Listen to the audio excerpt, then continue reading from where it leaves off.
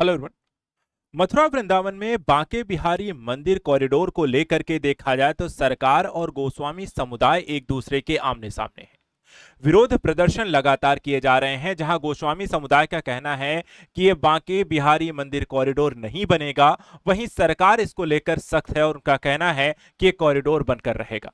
मामला supreme court में भी जाता है और सुप्रीम कोर्ट भी कहती है कि ट्रस्ट के पैसे से लेकर के ये कॉरिडोर बनाया जाएगा।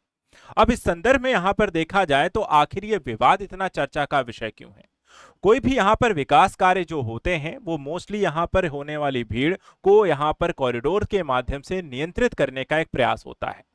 लेकिन उसकी ऐतिहासिक महत्व कुंज की गलियों और वहां पर गोस्वामी समुदाय के द्वारा इस पर एक कब्जा करने की कोशिश सरकार की तरफ से की जा रही है, उनके ट्रस्ट पर मंदिर पर कब्जा करने की कोशिश की जा रही है। इस तरीके के आरोप लगाए जा रहे हैं। आखिर क्या है पूरा मामला, आइए हम आपको समझाते हैं। समझेंगे बांके बिहारी मंदिर कॉरिडोर के बारे में, मंदिर के बारे में, समुदाय का यहां पर क्या कहना है, लोगों का क्या कहना है, सरकार और सुप्रीम कोर्ट का इस संदर्भ में फैसला क्या है और जो कॉरिडोर बनने जा रहा है उसकी खासियत और विशेषताएं क्या हैं। एक एक करके सारे पहलुओं को समझते हैं। देखा जाए तो पिछले कई दिनों से कई तरीके के आर्टिकल न्यूज यहां पर आपको देखने को मिले हैं। यूपी सरकार सख्त, बनकर रहेगा बांके बिहारी कॉरिडोर। गोस्वामी परिवार कहता है कि सारा पैसा ले लो और बांके बिहारी हमें दे दो। वहीं एक और आर्टिकल आता है, उसमें कहा गया कि मथुरा में जो है बांके बिहारी मंदिर का कॉरिडोर क्यों यहां पर विरोध हो रहा है, उससे क्या बदल जाएगा, एक मुद्दा ये भी है। एक यहां पर बयान आता है कैबिनेट मंत्री का, कहते हैं कि ट्रस्ट के पैसे की जमीन से खरीदी जाएगी और उसी से यहां पे कॉरिडोर यहां पर बनेगा। उस पर सरकार किसी तरीके का यहां पर एक कंट्रोल हासिल करने की कोशिश नहीं कर रही है। इसके अलावा वहीं यूपी सरकार जो है कहती है कि देखिए कॉरिडोर तो बनकर रहेगा और उन्होंने इस साल के अपने बजट में मथुरा वृंदावन कॉरिडोर के लिए 150 करोड़ का बजट भी यहां पर आवंटन किया है। पूरा मामला यहां पर न्यूज में है, तो चलिए आपको समझाते हैं इसकी कहानी जो होती है, क्योंकि बांके बिहारी मंदिर से शुरू होती है। तो सबसे पहले यहां पर हम जानते हैं बांके बिहारी के बारे में, इनके ये मंदिर कब बना, कैसे बना, क्या है एरिया और क्या है स्थिति। देखिए मंदिर जो है 1864 में बनता है और इसका एरिया देखा जाए तो करीब 1200 वर्ग फुट का है। और इसकी देखरेख जो है इस मंदिर की करता है जो वो है गोस्वामी परिवार, जो यहां पर इस कॉरिडोर के बनने का विरोध कर रहा है। वहीं बात करें, क्योंकि यहाँ पे जो मंदिर है वहां पे श्रद्धालु लगातार आते हैं। श्रद्धालुओं की संख्या अगर देखें तो ये प्रतिदिन करीब 40 से 50 हजार तक बताई जाती है। वहीं अगर बात करें छुट्टी के दिनों में ये संख्या बढ़कर के करीब 80,000 से 1 लाख तक पहुंच जाती है। और अगर आप बात करें जन्माष्टमी की तो ये संख्या 3 से 5 लाख तक पहुंच जाती है। और जो दुकानदारों की यहाँ पर एक स्थिति है, कही जाती है कि लगभग 1,000 दुकानदार भी यहाँ पर इस क्षेत्र में हैं। इसके कारण जो होता है कि कई बार एक बार घटना हुई जिसके कारण यहाँ पर आपको इस भगदड़ की एक स्थिति क्रिएट हुई और उसके बाद से यहाँ पर इसके कॉरिडोर की यहाँ पर चर्चा होनी शुरू हुई। तो समझते हैं इस कॉरिडोर के बारे में क्या खास होने वाला है इस कॉरिडोर में। देखिए बांके बिहारी मंदिर कॉरिडोर को अगर हम देखें तो यहाँ पर 2 फ्लोर में यहाँ पर कॉरिडोर बनाया जाएगा। जो निचला फ्लोर होगा वो 11,300 मीटर का होगा, जिसमें वीवीआईपी, प्रतीक्षालय, शौचालय, जूता घर, चाइल्ड केयर रूम, हॉस्पिटल, पूजा और प्रसाद दुकानें हों। वहीं अगर हम बात करें ऊपरी फ्लोर की, जो 10,600 वर्ग किलोमीटर में बनेगा, इसमें भी प्रतीक्षालय, परिक्रमा क्षेत्र, शौचालय, पेयजल, इमरजेंसी मेडिकल सुविधाएं, चाइल्ड केयर जैसी यहां पर सुविधाएं आपको प्रदान की जाएंगी। विशेषताओं के संदर्भ में कुछ और पहलू पर भी आपको मैं समझाता हूं। जो एक कॉरिडोर यहां पर आप देख रहे हैं जो बांके बिहारी का बनने जा रहा है, सबसे पहले तो भक्तों को यमुना नदी में डुबकी लगाने के बाद आप कॉरिडोर के माध्यम से मंदिर तक पहुंचने की एक सुविधा आपको प्रदान की जाएगी। ठीक है, मंदिर में डुबकी लगाइए, उसके माध्यम से कॉरिडोर से प्रवेश करते हुए मंदिर तक पहुंचेंगे।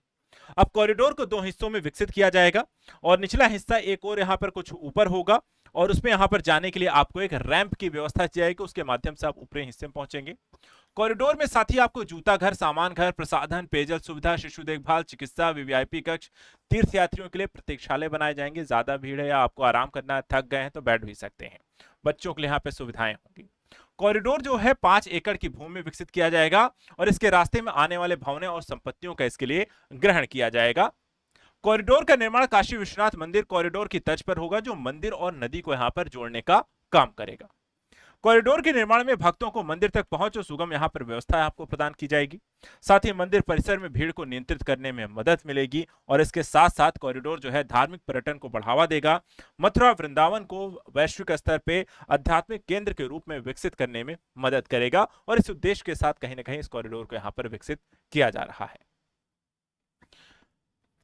बांके बिहारी मंदिर कॉरिडोर के साथ साथ अगर हम वर्तमान समय की स्थिति को इसमें हम जोड़ने का भी प्रयास कर लेते हैं, जो बांके बिहारी मंदिर है, जो खर्च अगर हम देखें तो करीब 650 करोड़ का आने वाला है। 5 एकड़ में बनेगा, 11,300 वर्ग किलोमीटर का कॉरिडोर है। यहाँ पर देखें 250 इसमें भवन होंगे और इस नदी यहाँ पर आप देखें कि नदी को यहाँ पर देखा जाए तो इस कॉरिडोर से लिंक कर दिया जाएगा। ये कुछ वैसा ही है जैसे कि यहाँ पर उज्जैन का महाकाल कॉरिडोर भी है, जहां पर 793 करोड़ का खर्च आया है।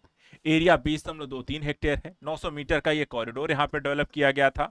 152 यहाँ भवनों को अधिग्रहण किया गया था और सिप्रा नदी को यहाँ पर इस मंदिर से जोड़ दिया गया था। उस कॉरिडोर के माध्यम से भक्तों को यहाँ पर पहुंचाने का काम किया जा रहा था। तो कुछ वैसा ही कॉरिडोर यहाँ पर बनाने का प्रयास किया जा रहा है बांके बिहारी मंदिर कॉरिडोर के तहत।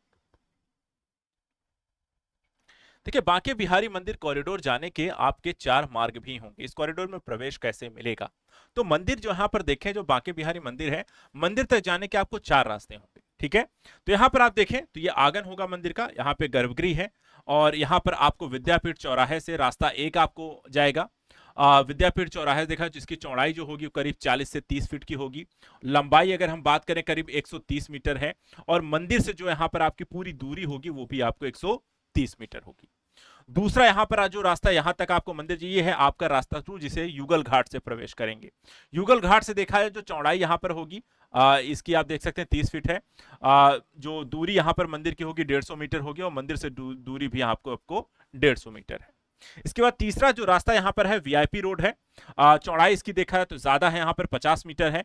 दूरी भी यहाँ पर आपको देखा जाए तो लंबाई जो है सिर्फ 75 मीटर है और मंदिर से दूरी भी मात्र आपको 75 मीटर, सबसे छोटा रास्ता है। और उसके बाद यहाँ पे रास्ता चौथा जो है ये आपको दुसायत मोहल्ला से होकर आएगा और बांके बिहारी मंदिर गर्भगृह की ओर यहाँ पे प्रवेश करता है। इसकी चौड़ाई मात्र 15 से 20 फीट, लंबाई 100 मीटर और मंदिर से दूरी भी यहाँ पर आपको 100 मीटर है। ये 4 रास्ते आपको दिए जाएंगे इस मंदिर में यहाँ पर प्रवेश करने के। अलग अलग यहाँ पर माध्यमों से आप मंदिर में प्रवेश करके यहाँ पर दर्शन कर सकते हैं। मुद्दा है कि यहां पर देखिए विरोध क्यों हो रहा है, लोग इसका विरोध क्यों कर रहे हैं, गोस्वामी समुदाय विरोध क्यों कर रहा है। तो यहां पर देखा जाए तो कॉरिडोर निर्माण को लेकर के गोस्वामी समुदाय का यहां पर कहना है कि यह निर्माण नहीं होना चाहिए। उनका कहना है कि मंदिर और कुंज गलियों का जो एक ऐतिहासिक महत्व है, आप जो भवनें और यहाँ पर क्षेत्रों को ग्रहण करेंगे उनकी तोड़फोड़ कर देंगे, जिसके कारण जो एक कहानियां प्रचलित हैं कि इन कुंज की गलियों में श्री कृष्ण है, बांके बिहारी खेला करते थे। तो वो जो एक कह सकते कथानक है, जो कहानियां हैं बांके बिहारी को लेकर के, वो यहाँ पर आप कुंज गलियों से है और वो कुंज गलियां अगर आप तोड़ देते हैं तो इसका ऐतिहासिक महत्व भी यहाँ पर खत्म हो जाएगा और इसलिए ऐसा नहीं करना चाहिए। वहीं न्याय ट्रस्ट का गठन गोस्वामी समाज मंदिर पर सरकार द्वारा बनाए जा रहे न्याय ट्रस्ट का भी विरोध करता है। उनका कहना है कि सरकार मंदिर की संपत्ति पर उनका अधिकार छीनना चाहती है और इस तरीके से कब्जा करने की कोशिश यहाँ पर सरकार कर रही है। ये है पूरा मंदिर का एक जो प्रक्रिया है। यहाँ पर आप देख सकते हैं ये एरिया जो है मंदिर का वो गर्भगृह है। ये है जहाँ पे श्रद्धालुओं के बैठने का स्थान है। ये जो क्षेत्र है वो ऊपरी तल के लिए सीढ़ी यहाँ पर है। यहाँ पे आपको देखा जाए तो आपका ये निचला तल है जो खुला मैदान की ओर जाता है और यहाँ पर ये एरिया है जो युगल घाट की ओर यहाँ पर आपको उड़ने की ओर प्रवेश करता है। तो वर्तमान समय के देखा जाए तो स्थिति कुछ ऐसी आपको दिखाई देती है। इस मामले को देखा जाए तो सुप्रीम कोर्ट में भी लेकर गया और सुप्रीम कोर्ट के द्वारा देखिए इस विवाद जब आपको सुप्रीम कोर्ट पहुंचता है तो सुप्रीम कोर्ट ने भी यहां पर अपना जो डिसीजन दिया है कि 6 अहम बातें कही हैं, जिससे काफी कुछ यहां पर स्पष्ट हो जाता है। जिसमें सबसे पहली चीज यहां पे सुप्रीम कोर्ट ने कहा कि यूपी सरकार करीब 500 करोड़ से बनाए जाने वाले कॉरिडोर को बांके बिहारी मंदिर फंड का इस्तेमाल करके बना सकती है, यानी जो खर्च आने वाला है इस कॉरिडोर का वो मंदिर ट्रस्ट से लिया जाएगा। दूसरा, मंदिर के आसपास 5 एकड़ भूमि अधिग्रहण करने की यहां पर सुप्रीम कोर्ट से सरकार को अनुमति भी मिल चुकी है, यानी कि अब अगर सुप्रीम कोर्ट यहां पर निर्णय दे देता है, सरकार यहां पर करने जा रही है, तो फाइनली यहां पर कोई यहां पर रोक टोक नहीं होने वाली है, यानी कि ये कॉरिडोर बनकर रहेगा।